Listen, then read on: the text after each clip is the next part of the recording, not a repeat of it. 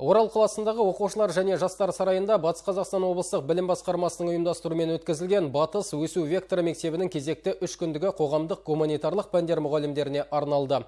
Мақсат рухани жаңғыру жалпыұлттық идеясының құндылықтарын тәрбие үрдісінде жүзеге асыру. Мектеп жұмысына облыстық жалпы білім беретін оқу орындарынан 100-ден астам ұстаздар қатысты.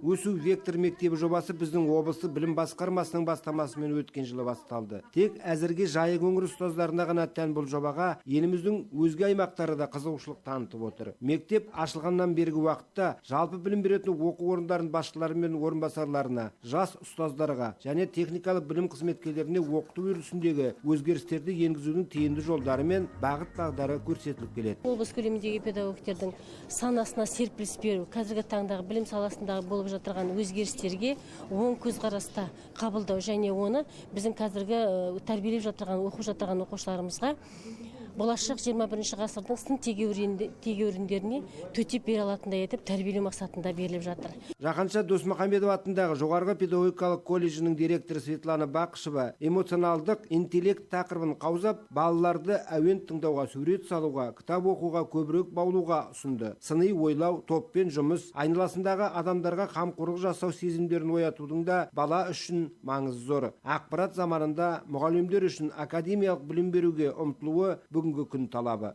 Тәжірибемізге беретін әсері мол деп есептейміз бұл мектептен. Сондай-ақ жаңартылған білім беру аясында да көптеген бағыттар қосылған.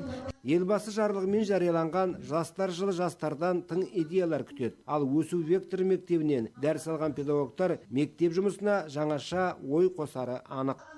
Лұқпан Елеу, Нұрлан Едеров, Айдос Қисымов, Ақ Жайық телеарнасы.